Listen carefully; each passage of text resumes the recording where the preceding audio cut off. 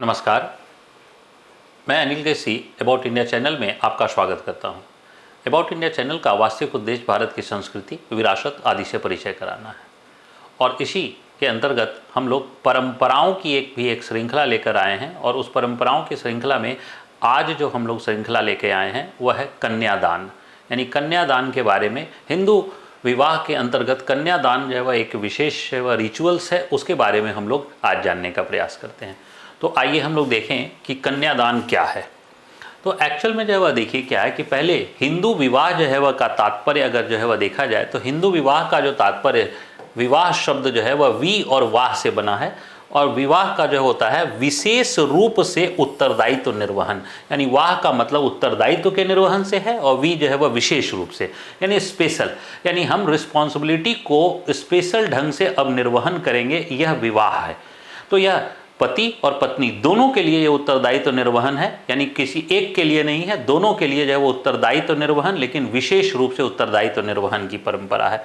और वर्तमान विवाह की जो परंपरा का प्रारंभ जो है, वर्तमान में जो विवाह हो रहे हैं, जिस प्रकार से आप लोग देखते होंगे कि सिंदूरदान होते हैं, कन्यादान होता है, 7 फेरे होते हैं, इस प्रकार की तमाम जो है वह परंपराएं जो है हिंदू विवाह के अंतर्गत हैं। तो ये हिंदू विवाह की जो परंपरा है ये कब से प्रारंभ होती है? तो इसकी परंपरा का जो प्रारंभ हो रहा है वह आरवीसी यानी ऋग वैदिक कल्चर। ऋग वैदिक कल्चर का मतलब है कि आज से लगभग 3500 साल पहले से जो है यह विवाह की परंपरा जो है कि हमें साहित्यिक प्रमाण जो है वह मिलते हैं। तो साहित्यिक प्रमाण यानी आज जो हम लोग हिंदू विवाह में रीतियां देख रहे हैं, विवाह की प्रणाली देख रहे हैं वह, या अग्नि के फेरे देख रहे हैं, ये सब के सब जो है वह ऋग वैदिक काल से देख रहे हैं। और ऋग वैदिक काल में सप्त फेरा जो है वह को प्रारंभ जो है वह किया गया, सप्त फेरा। लेकिन ऋग वैदिक काल के अंदर जो विवाह की रीतियां हैं उसमें कन्यादान की चर्चा नहीं है। कन्यादान साहित्यिक जो है वह चर्चा नहीं है, बल्कि कन्यादान की परंपरा जो है वह उत्तर वैदिक काल में प्रारंभ जो है वह होती है। और उत्तर वैदिक काल में जो प्रारंभ होती है तो पहला एक जो है वह उसमें एक कथा मिलती है कि राजा दक्ष की जो है वह 27 जो है उसकी जो पुत्रियां थी वो 27 जो है वह थी और उनको 27 नक्षत्र के रूप में उनका नाम था और उनका जो है उनके दामाद के रूप में चंद्रमा जो है वह उनके दामाद के रूप में स्थापित हुए और उन्होंने चंद्रमा से जो है वह नक्षत्रों की का विवाह जो है वह चंद्रमा से किया था और इसी समय कन्यादान जो है वह किया था। ये पहली चर्चा जो है वह मिलती है कथा के रूप में। यानी कन्यादान जो शब्द आता है ये उत्तर वैदिक काल में सबसे पहले आता है, ऋग वैदिक काल में कन्यादान की चर्चा नहीं मिलती है। अब कन्यादान जो है वह के साथ साथ गुप्त दान देने की भी परंपरा है। गुप्त दान में जो है वह सांकेतिक है और वह क्या है कि एक कोई सिक्का जो है वह दे देता है और इसी एक सिक्का जो है वह दे देते हैं हाथ में, बेटी के हाथ में एक सिक्का दिया था। इसी गुप्त दान की परंपरा से कालांतर में दरअसल जो है बाद में जो है वह देखा जाए तो इसी से दहेज की परंपरा जो है वह विकसित हो गई। यानी उपहार जो है वह पिता स्वेच्छा से दे रहा है, बाद में यही परंपरा जो है वह जबरदस्ती मांगने की परंपरा जो हो गई, जिसे दहेज प्रथा जो है वह कहते हैं। यही गुप्त दान जो है वह वास्तव में बाद में जो है वह दहेज प्रथा के रूप में भी जो है प्रचलित होता चला गया।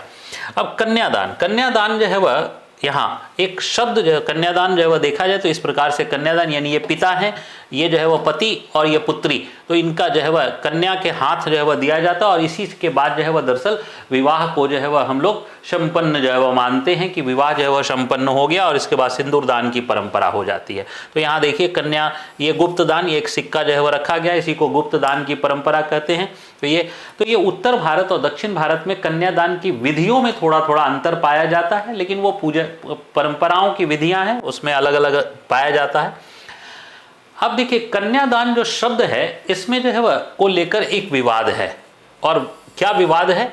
विवाद ये है कि कन्यादान यानी कन्या का दान तो किसी न किसी संपत्ति का किया जाता है, तो इसका मतलब क्या कन्या जो है वह संपत्ति है? पहला विवाद। दूसरा, क्या कन्या जो है वह का मालिक जो है वह पिता था और उसने जो है वह दान देकर पति को जो है वह दान दे दिया? इस प्रकार से कन्यादान को लेकर एक विवाद जो है। क्यों? क्योंकि इसका मतलब है कि कन्या एक संपत्ति है और संपत्ति का पिता ने पति को जो है वह दान दे दिया, यानी दान जो है वह की जो परंपरा है वह जो है एक उसका मालिक था, अब दूसरा को मालिक बना दिया गया। इसको लेकर जो है वह एक विवाद की स्थिति देखी जाती है। कन्यादान को जो है वह लेकिन एक्चुअल में जो है वह क्या है कि कन्यादान की जो है वह को अगर हम गहराई से समझने का प्रयास करें तो वास्तव में कन्यादान क्या है, सांकेतिक रूप से उत्तरदायित्व का जो है वह दान है। यहां कन्या का दान नहीं है बल्कि उत्तरदायित्व का दान है। उत्तरदायित्व किस चीज का? रक्षा का।